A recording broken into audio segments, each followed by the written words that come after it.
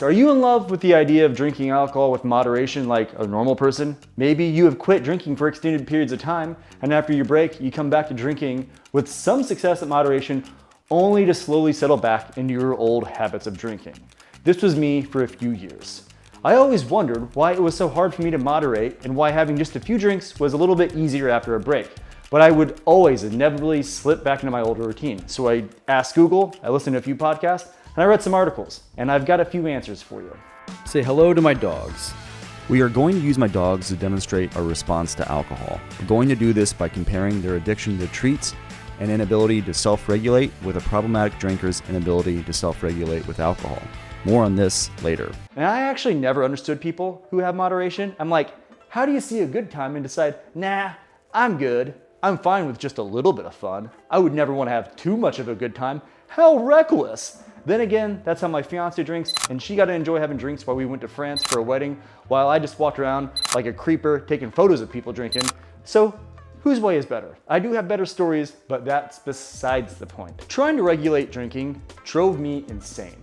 I like alcohol, like a lot. I never drank one without wanting a second. I never drank a second without wanting a third. Were there times where I would stop? Yeah, certainly, but never without a considerable amount of effort.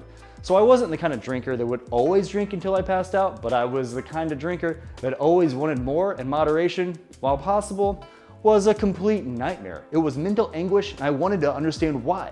I felt like the biggest loser. I felt like my brain was broken, and that's because it was. Treats. In just a second, I'm going to explain some fancy brain stuff, but I want you to remember the dogs in these treats as I do. The treats for the dogs are the equivalent of alcohol for you and I. When I said the word to them, treats, it is their cue that a reward is coming. Me saying the word treats to them represents alcohol cues and triggers to us. As frequent drinkers, we have made a habit of rewarding ourselves with alcohol in a variety of situations, like getting off of the shift if we're stressed, if we're celebrating, at a wedding, a sporting event, etc. By reacting to these situations with alcohol, we have created neural pathways in our brain that cue a response in us, just like dogs hearing the few sounds that they understand. So how does this work? Before we get into this, keep in mind I'm not a scientist, I'm not a psychologist or a therapist. I'm just a curious dude with an internet connection, a camera, and some lights. This is your brain.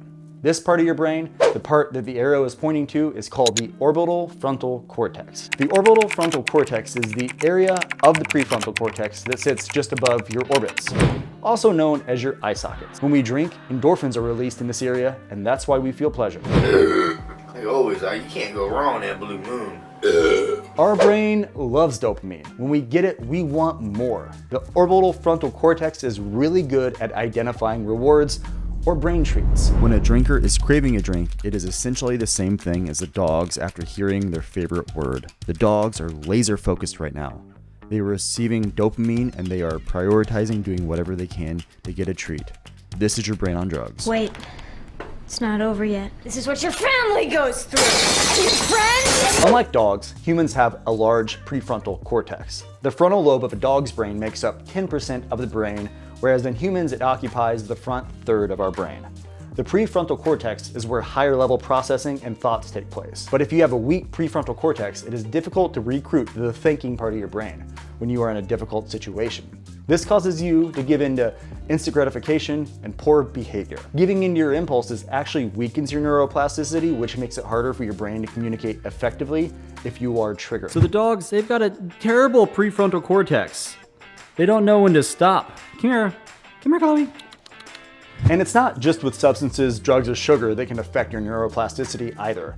Anytime we give in to an impulse, our prefrontal cortex is weakened. For example, when in an argument, if you start yelling at somebody and you start demonstrating maladaptive behavior, your ability to control your impulses is greatly diminished.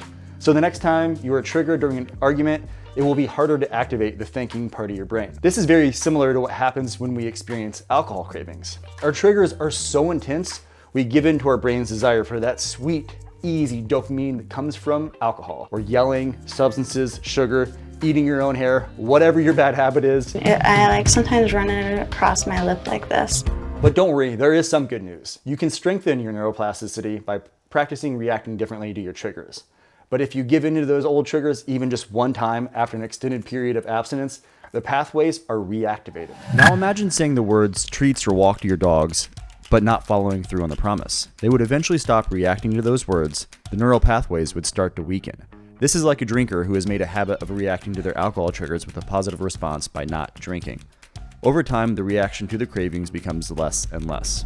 The pathways, they do go dormant, but unfortunately, they never fully disappear. This may be why, if you've ever quit for a long period of time, moderation with alcohol seems easy at first, but you slowly slip back into your old habits. Just like with my dogs, if they hear the word treat without getting a reward often enough, they stop reacting. But after just one time of hearing that word again and being rewarded, they go right back to their same behaviors. Boy, you catch?